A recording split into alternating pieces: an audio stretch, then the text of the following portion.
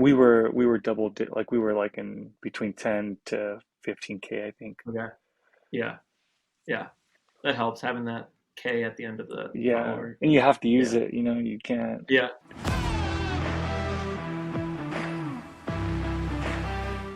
All right. So Tony, why don't you start off, introduce yourself, your company, and what it's all about. Yeah, definitely. Thank you, Adam, for having us. So my name is Tony Magana. I own the Football Boutique. I think I would describe our business as a unique space for jerseys, anything footy related that you're just not going to find at your typical soccer store. Whether it's like vintage jerseys or rare like hype pieces like your Supreme off-white jerseys.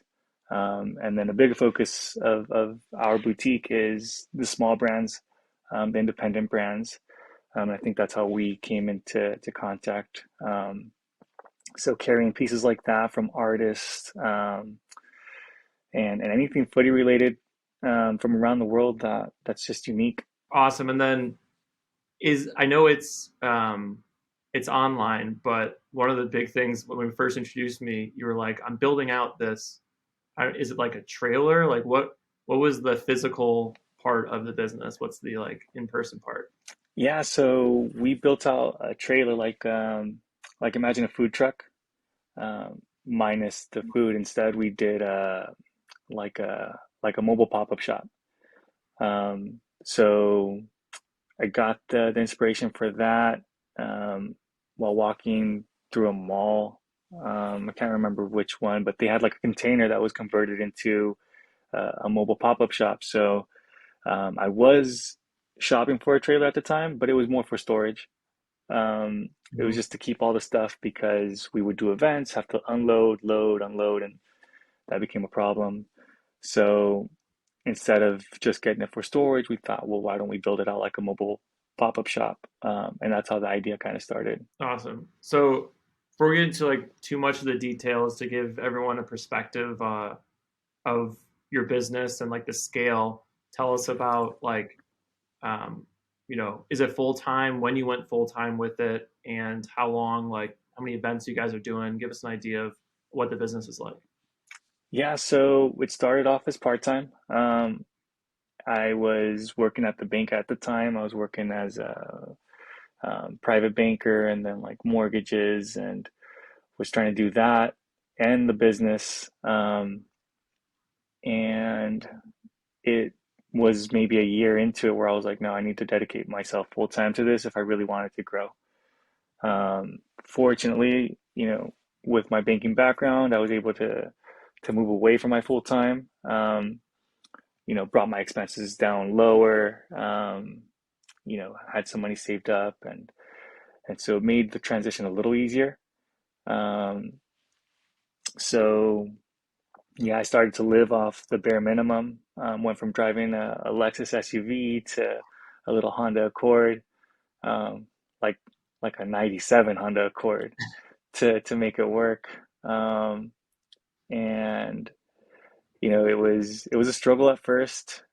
Just the concept, like you said, it was a little unique. So selling it to brands, selling it to event planners, it was a bit of a struggle. They didn't really get it. Um, so the first, I would say, year, was a struggle just to get the concept, you know, the concept right. And then we started January of 2020. So as you know, 3 months later, COVID hit. And fortunately, that turned out to be probably one of our biggest advantages was not having a brick and mortar. Hmm. So I can't, take credit for it. Seeing this COVID lockdown happen, and building a trailer, it just kind of worked out. And that's one of our biggest advantages is not having that overhead. Hmm. Um, but yeah, I started doing events as soon as we could, as soon as COVID lockdowns eased up. We started with like just popping up guerrilla style at parks where people would play pickup. Where Um, you just knew people you just knew popular parks people would be at, or were you hitting up like Instagram accounts and asking people like, how were you finding those parks to go to? So fortunately, I'd been in like the space for a couple years through a streetwear brand. So I started a streetwear brand and got connected to a lot of people that way. So when this boutique started, um, I already had the connections with not only the people playing, but the other brands too, which led me to reach out to them when I did start the boutique. So yeah, I would hit those guys up, all my contacts, and say, hey, if you guys are gonna host pickup, let me pull up. Again, very guerrilla style, no permits. Um, Hmm. and then I'll look back at footage now, and I mean, it was maybe 10% of the stuff that we have now. That's awesome. So when you were working in banking, working 9 to 5, or maybe even additional hours on top of that, and then were you, how much time were you spending on the football boutique for, like, was it for a year that you were doing that? How much time was it, like just weekends that you were trying to do it, or what was your schedule like? No, it was literally like clock out of the bank and then just jump right into it. Um, from getting the concept down to finding pieces to reaching out to places. It was constant. I mean, from the moment I clocked out to the moment I was ready to go to sleep, it was just I felt like I was onto something. And when you get that feeling, Yeah. as you know, like it's just go go go. Yeah. So was it a feeling, like what made you jump ship? Like you said, like you were in a stable job, you were in a spot where you were, driving a good car and everything, and then you're like, I'm gonna go all in on this other idea. I'm gonna have to like buckle down a little bit. Was that because you hit a certain amount in savings? Was it because you hit a certain amount of interest in like people reaching out to you? Like what was the trigger point for you? Or did you have a breakdown and you're like, I just need to go all in on this? I mean, it depends on how deep you want to get. Um, because I mean, there's layers to that question. Um, Hmm. you know, long story short, I um I guess I understood the risk and I didn't feel like it was a that big a risk. I felt like I could always go back to banking if I needed to. Right. I had the Hmm. experience. I was pretty good at the job and I enjoyed it. It wasn't my passion, but I enjoyed it. Um, but I I mean you can call it an epiphany, like where it just became like this routine of like, well, am I just going to stay in this banking career forever only to try to acquire more more money to buy more things to, it was like, well, I don't need all that stuff. It's like I can get away with a Honda, but I'd be free. I'd um, be able to do my own thing. There was little moments like having to ask my boss for a vacation, having to wait at work until the clock hit 5 o'clock. It was those little things, and um, just came to the realization that money should buy freedom, not things. Hmm. And so that was really like I think what pushed me into just giving that up and pursuing this full time. Um, Again, with some safety nets in place, Yeah. it was it was just follow my passion. Awesome. So how old were you at that time when you made that decision? So I was 32, 32, 33 And you were working in baking for for like how long?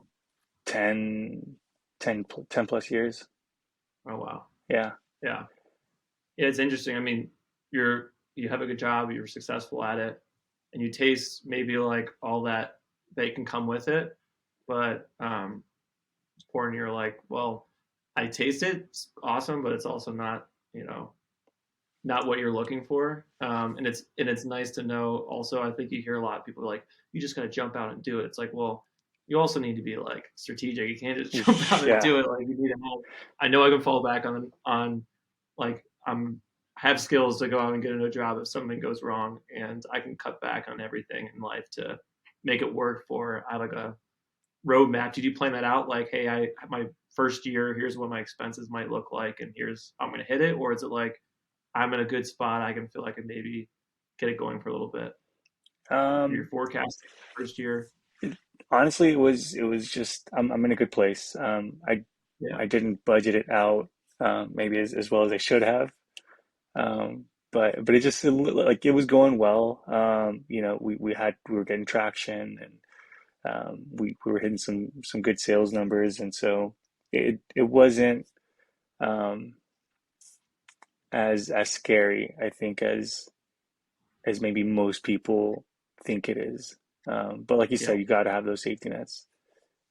yeah, yeah. I feel like I mean I don't think when I went full time with it, I had everything mapped out. I had like a rough idea of like okay, this number will check out, I think, but I also feel like you can get wrapped up in terms of making a decision when you try to like follow everyone else's user guide about how to start a business, and you'll never actually start anything because you're trying to like read too many books, you Yeah, know. yeah. Okay, cool. So we have a little bit of background on how you jumped into this, and then you talked about getting started and like not even convincing, just like explaining your shop to other people, whether it be customers or vendors and stuff like that. And it being a unique business. I mean, I liken it to like the classic football shirts where it's, buying and selling that way, but you also have like new stuff and it's also focused on like streetwear. So there's no like probably name for it. Maybe there is a name for it now in terms of like the industry you're in. But tell me about like that point of like what's it called? Educating customers and vendors about your business. Like what was that journey like? Um, it was easier when we had a couple of events under our belts, and I think it was the content that we captured at those events and showing them, right? Like looking at, um, they were able to see the customer's excitement. They were able to see the people interacting with the pieces and asking questions, or, the nostalgia that they would get when they were inside the boutique. So it became a little bit easier that way. Um, rather than just explaining like, oh yeah, we have this off-white jersey. Well, to a guy like planning a soccer tournament, like he has no idea what off-white is, right? Yeah. But the people that are attending the soccer tournament obviously do. Um, so I started to let just like the content and the the videos that we captured speak for themselves. Um, it's it was a little bit of a harder sell than I thought it would be to like the small businesses, to the guys, doing custom jerseys. Um, Like businesses like Clubhouse, you're saying? no, no, no. I mean, I would consider Clubhouse like a little bit, like a bigger operation than I'm talking about Okay. guys like, you know, on a cricket and a heat press, like Okay. in their dorm room, Yeah. like. Um, we've had a couple of those brands in the shop, and I think, selling them on like, hey, you're going to get more exposure. People are going to come in. We're going to only carry a couple of your pieces, and then they're going to be directed to your website. Um, Hmm. so it was harder to sell to some of the brands at some times, but I think now we've got a pretty good track record. So it's when I do reach out to brands that I want to work with. Um, and now I've got a couple of brands, that'll reach out to me that want to work with us. So it's cool. It's a lot of fun. Yeah. Yeah. That's cool. I think when you're starting out, like you hear that a lot too. People, I'm sure the companies that you were trying to work with, those smaller companies, hear that a lot. Like, oh, you're going to get a lot of exposure. And that's kind of like sometimes people can get like scared of that. Like, oh, like someone's not trying to compensate me because they're like, oh, you just get exposure from it. But when you're starting out, like I think small, like the same way we work together, it's like as long as the two people involved are on the same page and are like trying to, you know, have the same goal in mind, you can get a lot out of it. It's good to be protective over like taking deals just for exposure. But if the same way you're saying like your content shows like what you guys are doing, who you are, the interaction you get. Like small brands should be like, okay, I can see he's actually out there like doing it versus just like posting things on social and faking it. Um, so I could see that a few people had being hesitant though to hear like, you know, oh, you're going to get some exposure from it. It's interesting. Yeah, no, I know what you mean. We get a lot of those inquiries from influencers. Um, Yeah, yeah, send me some free stuff. yeah. So I definitely understand that. I always try to, make it fair because I know their side. Like I said, I had a streetwear brand, a footy streetwear brand, and so I knew that side of it. Um, and if they win, I win. Like it's always about making it fair for both parties. Like I said Mhm. before, like we're a small business helping small businesses. Um, Yeah. and with Clubhouse, I think you guys are just on a bigger scale. Like you guys, yeah, I wouldn't put you guys in that category. Yeah, that Mexico piece that we collabed on is still one of the best sellers. People hit me up about that all the time. When are we going to restock? Um, so Every Cinco de Mayo. yeah, every Cinco de Mayo, or Mexican Independence Day. Um, Yeah.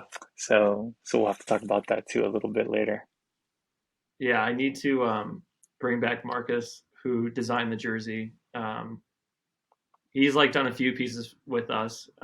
He made that like on his own concept, and I DM'd him. I was like, we should bring that to life because it was crazy. And then um, print, I think, turned out great. We'll try to keep getting those coming.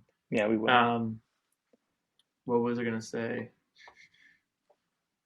Um, in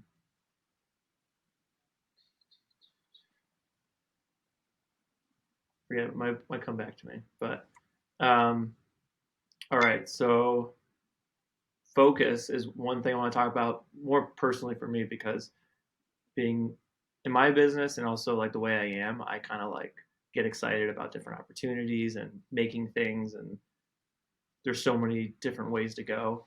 Um, I've kind of created this role for myself where I can create a lot of things, being custom merchandise. Like people from all types of industries want to do stuff, so that kind of checks my box for me.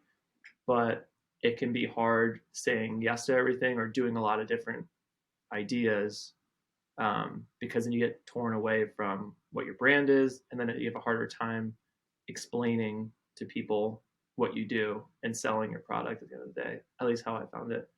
But it seems you guys have been like pretty focused, at least from what I've seen on social. Like we do football culture, streetwear. Um, has that been something that you've been mindful about, or just comes naturally to you in terms of how you focus, or has there been changes that I haven't even noticed in terms of how you run the business since you started? No, it's come. I wouldn't say it's come natural to me. I think it's about paying attention to the industry, paying attention to the customers, and then making making those decisions.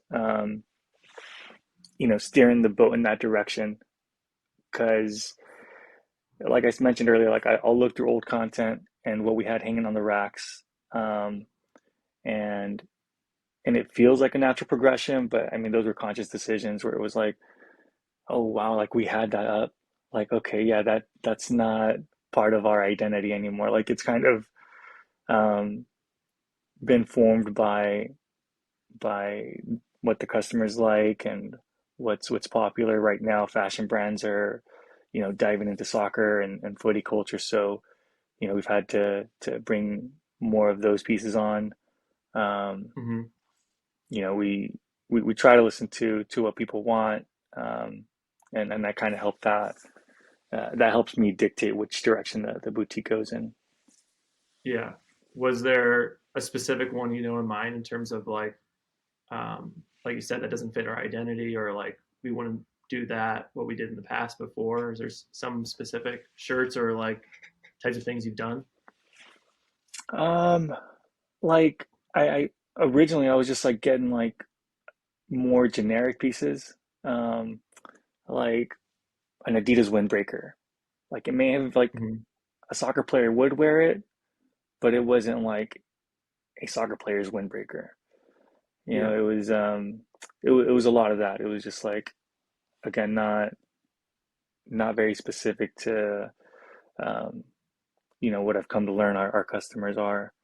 Um, you know, it's you live and you learn.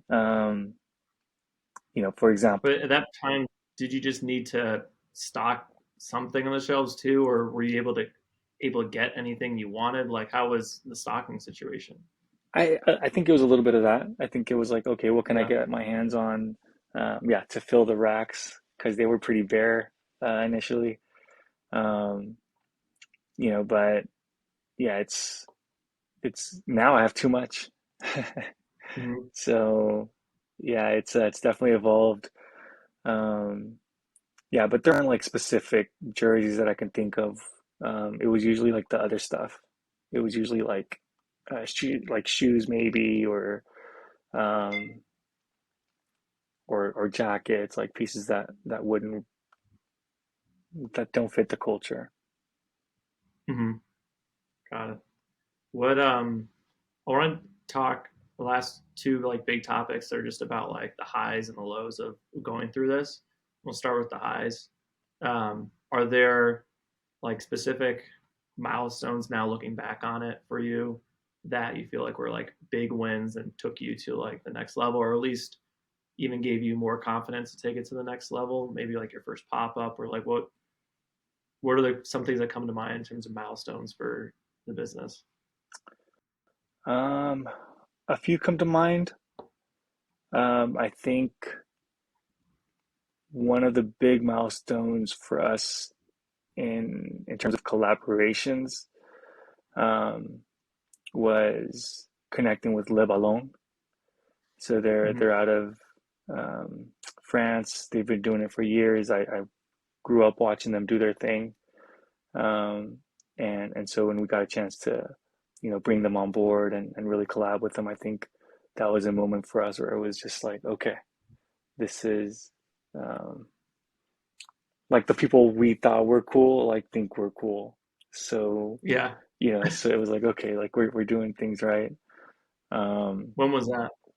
that was like mid 2001, I want to say,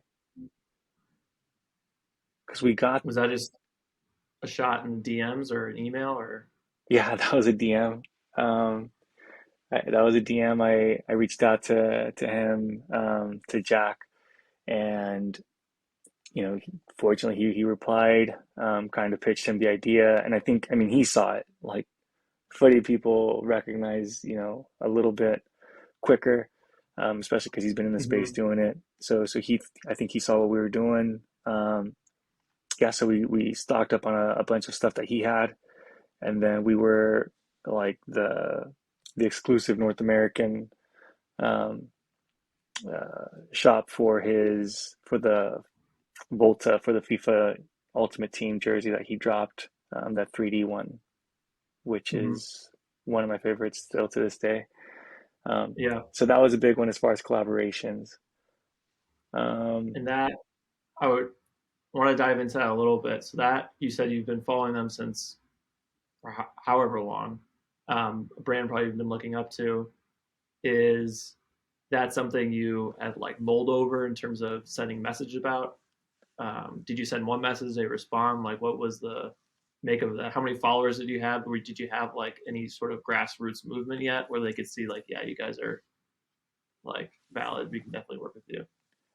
yeah, definitely. I mean, I think you have to have something, right? You have to have something to offer the other person or the other brand. So so yeah, I mean, I worked to uh, not only like with our content, but yeah, with our followers, just to make sure that hey, like I'm gonna. I mean, I definitely saved that DM. Like it wasn't like, Hmm. you know, I came in thinking that we were, you know, can I curse on this? Yeah, yeah. You know, I didn't come. I came in. I'm a humble guy, so I didn't come in thinking like we were the shit. You know, DMing Hmm. everyone. I think I know where we stand. So, um, yeah, I definitely built up or tried to build up our reputation before reaching out to those kinds of brands. Um, Mm-hmm.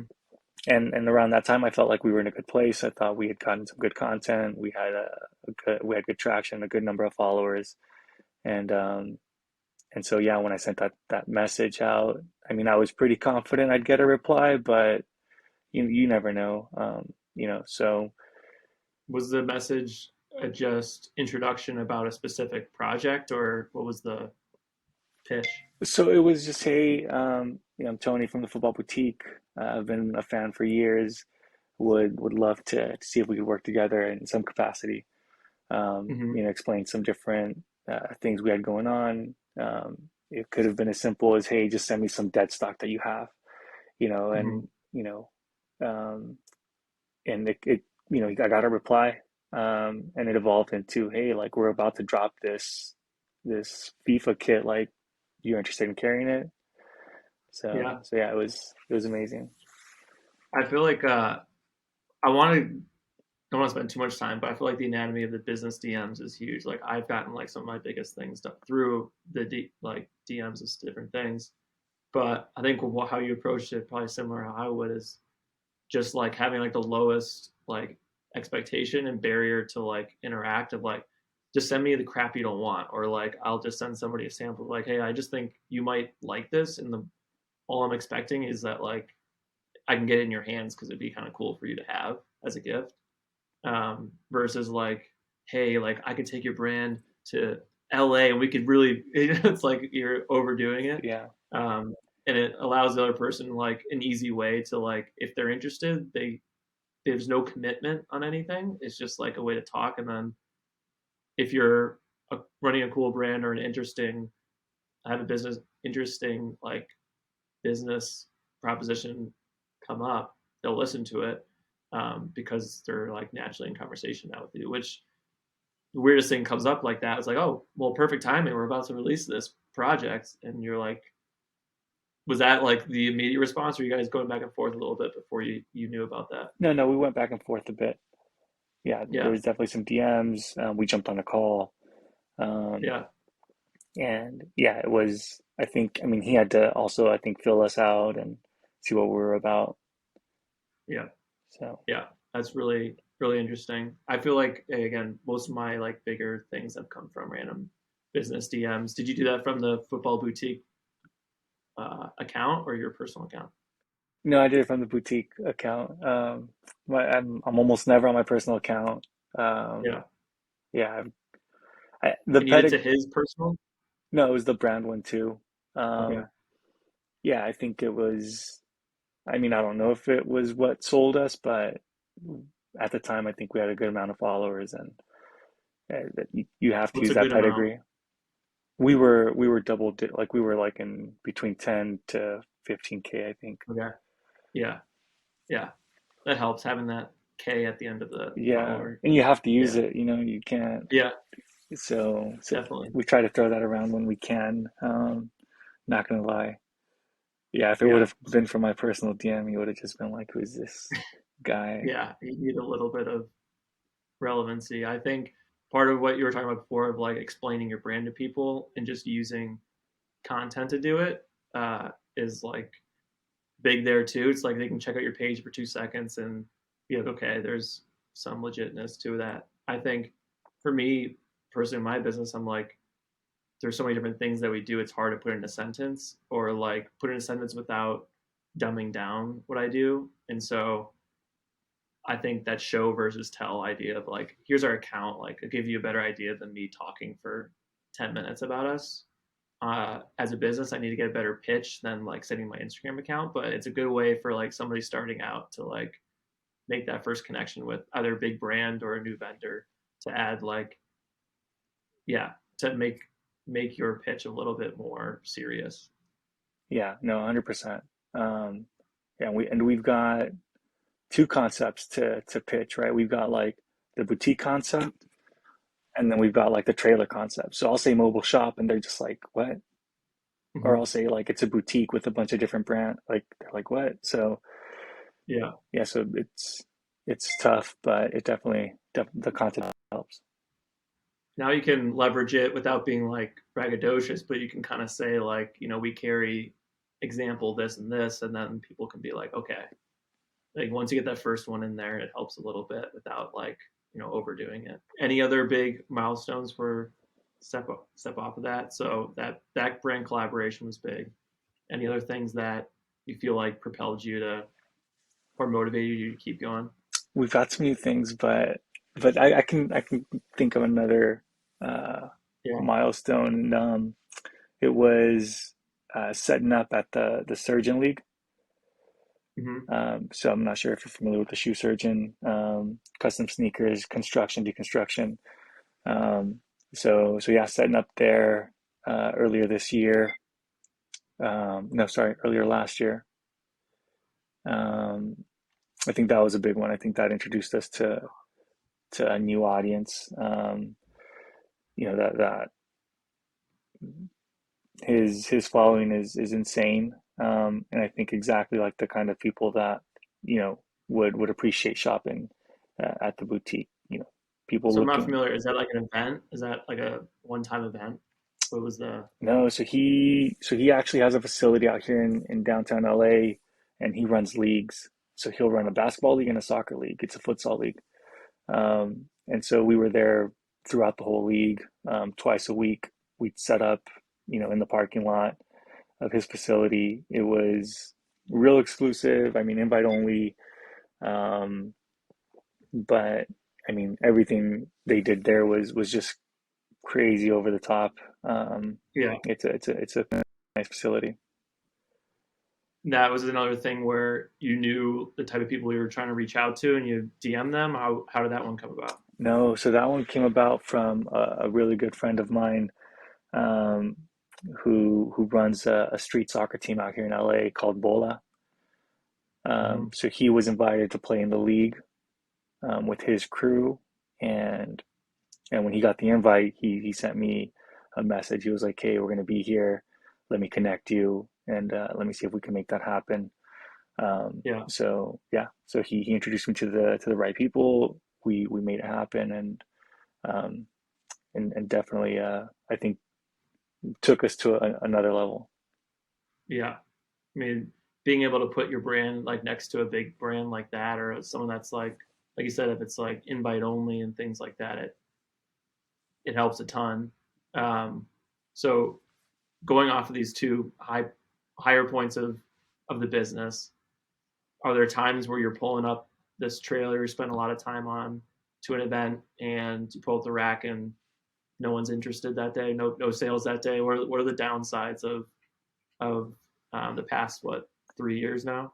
Yeah, no, we've definitely had those days where we'll pull up and, like you said, no one's interested. Um, and I mean, that was expected. And Hmm. especially at the beginning, trying to find what events worked for us. And yeah, I mean, there was more than a few times where we pulled up and maybe had one sale, um, maybe no sales, and it's maybe we don't have rent, but there's still expenses like obviously Yeah. gas and time. Um, so those definitely hurt, and it definitely makes you question, like, if this is going to work after all or not. Hmm. Um, so yeah, it's interesting though how things would work out. Like I'd have one of those moments, and then something would come up where it was like it would turn it back on. So whether it was Yeah. like a brand I was reaching out to or an event I was trying to get to, like it would like follow a low like that. And in that Yeah. sense, I mean, I've been blessed. I don't know if that's just how the universe works or my own luck, but Hmm. fortunately for me, every low has been followed by a high.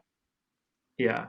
I mean, I think anyone who's in business period, but definitely anyone who's starting a business and a small business scale to start out with is going to have those days where like whether you're in person doing it or online and sending out messages and stuff like that where like literally no one responds, and you're like, how is this not generating any sort of, and you're so passionate about it, and you see other people just like walk by and you're like, fuck, Yeah. like am I just sitting here like a clown, like no one's seeing this, like. And so I feel like that could be like, as a business owner or somebody starting a sports program, whatever it is, and people, whether it be physically or virtually walking by and not really being interested, be like a shot to yourself, like, oh shit, maybe I'm not doing this correctly. um, but it's, for me, I think, I like to hear your side of it. It's important to like then look back, okay, like especially when I'm like doing a new, like we go to random events and pop up for like new clients and things like that, where no one's interested. But I'll look back and be like, okay, well, it's good for me to just like check back. Who are my top 10 clients? Okay, yeah, why? What were the past 10 orders with me? Okay, did they like it? Yeah, and sometimes I'll just go back and follow up and be like, hey, just checking on your order from like 2 months ago. Is everything good? And they're like, oh yeah, it was great. And I'm like, okay, I just needed to hear that. You know what I mean?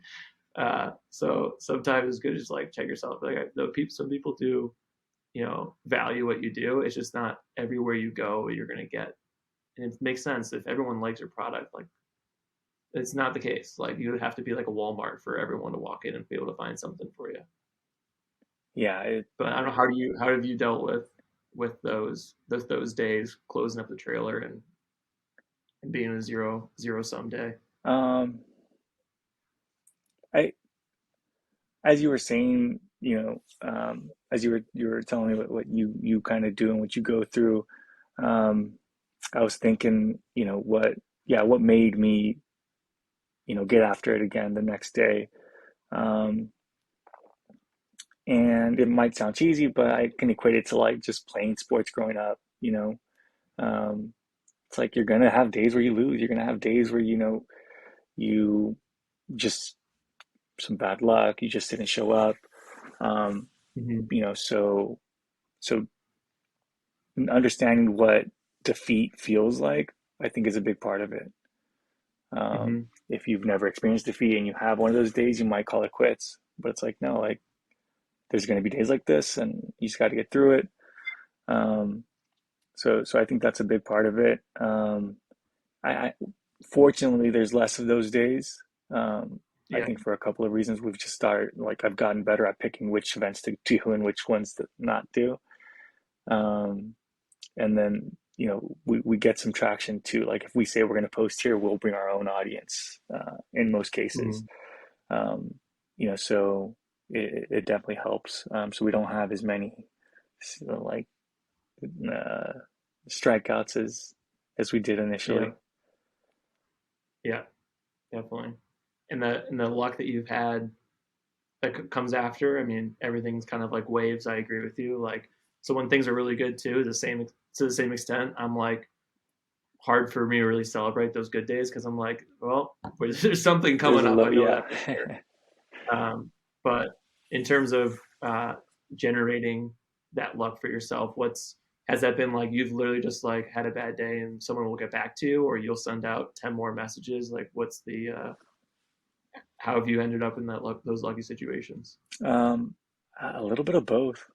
Um, I think that, yeah, there's been days where, yeah, it's just we had a slow event, and then the following day, like I'll get an email from, I was waiting on, um, or yeah, I'll send out, another 10 DMs, and half of them get back to me.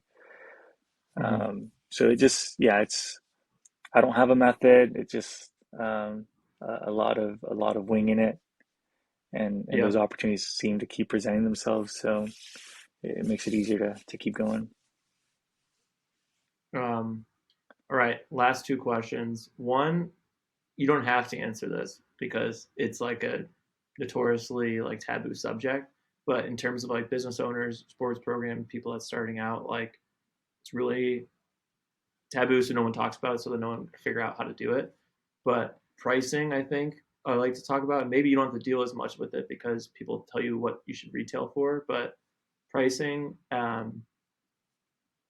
as somebody who's starting a sports program, figuring out how much to charge a head per parent when you're trying to, at the end of the day, provide a sports experience for like a young kid. You're not trying to take advantage, but also you're trying to provide a good experience. And so it's this trade off.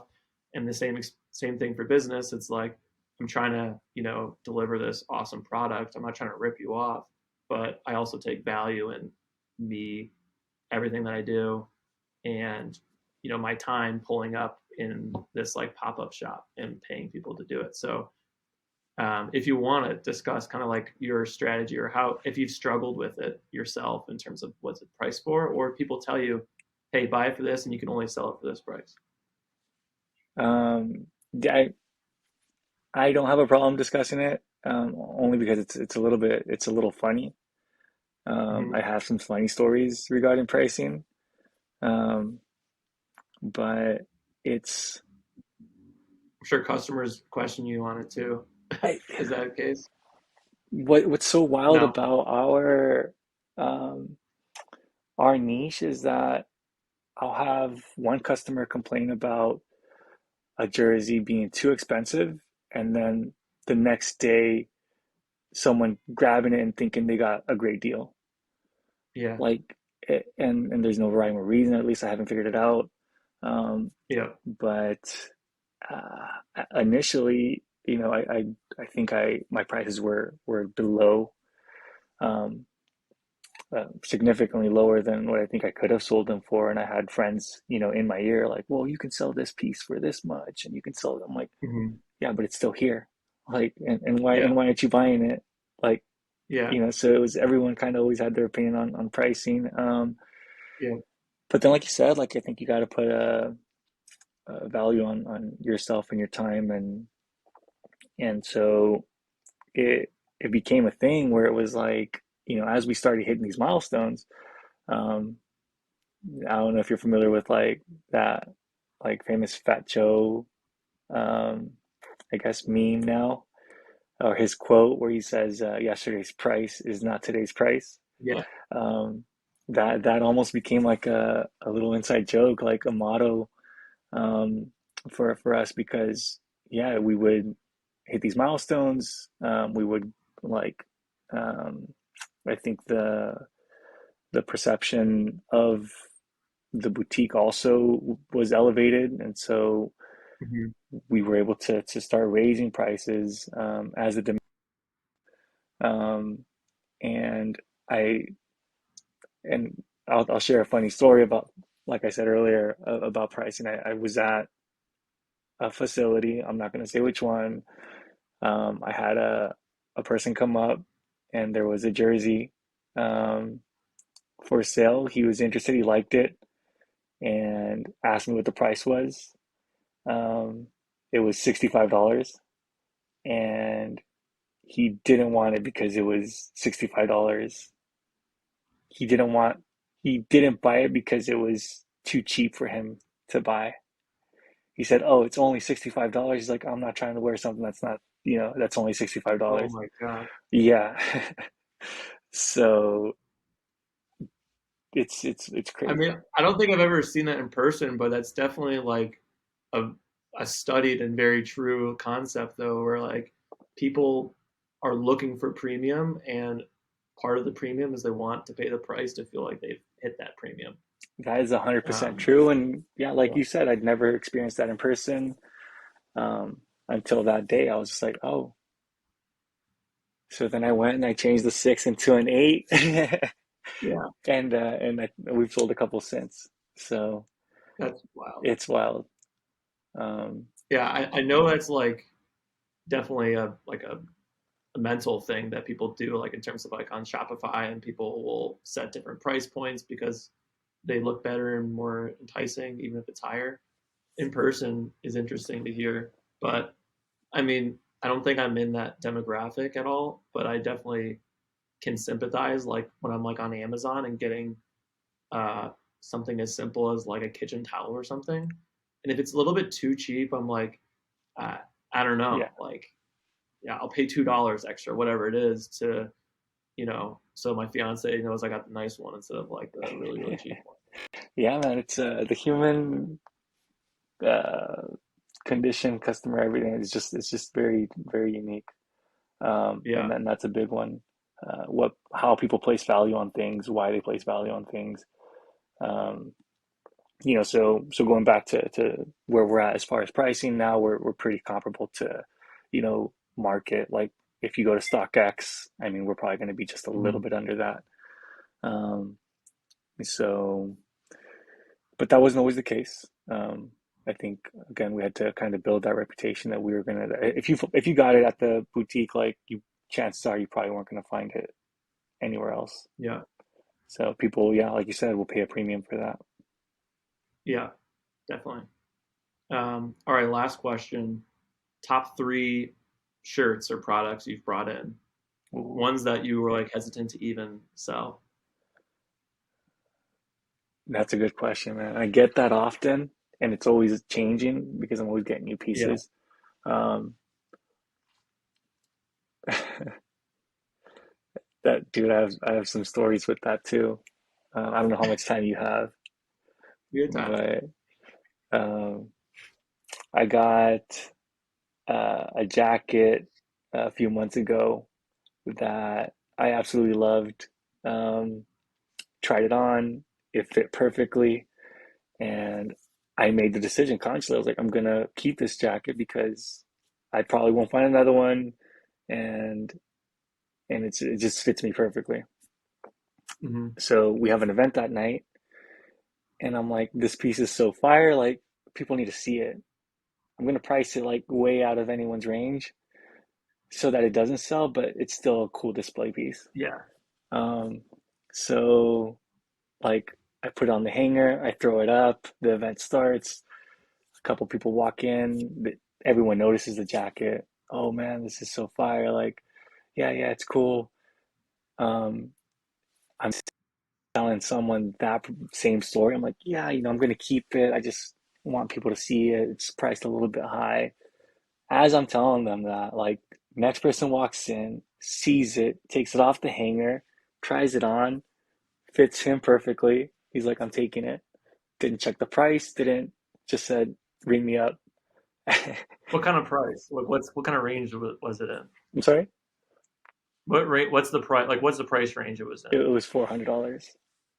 400. Yeah. And this is when you're. I know you have like a bunch of different products. Are you buying used products too? Are you buying new retail products? Like, are you sourcing everything? Sourcing everything. We've Okay. got some used products. We've got brand new.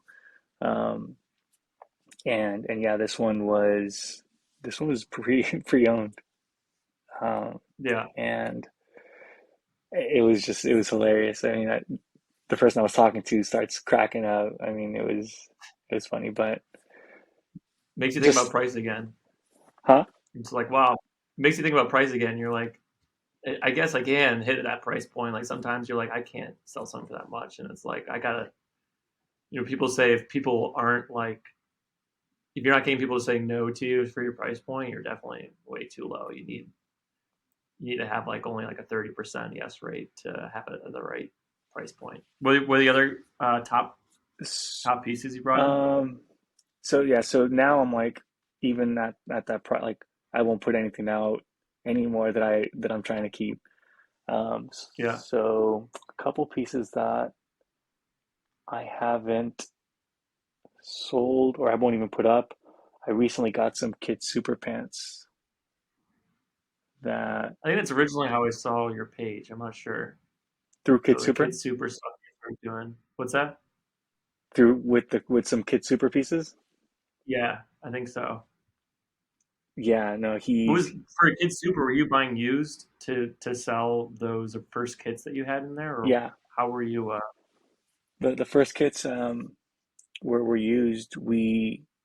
And at the time, I mean, he wasn't. This is before he did his Puma collab. Mhm. Since then he's blown up, but we had his pieces um, that I got used. I mean, they were released before the boutique was even a concept, so getting those new direct from him was tough. Um, Yeah. but we Had you tried to buy directly from them? I we actually met him, balled with him in New York The guy can play. He seems pretty good. Yeah, He posts videos. They're fun. He seems pretty good. he can play. We met with him when I did meet with them. We just weren't in a position to buy from him. We couldn't. The Yeah. quantities he required were too crazy. And then he collabed with Puma, and then he just Yeah. now the quantities are just too crazy for us to really consider. Um, but we come across some of his pieces often.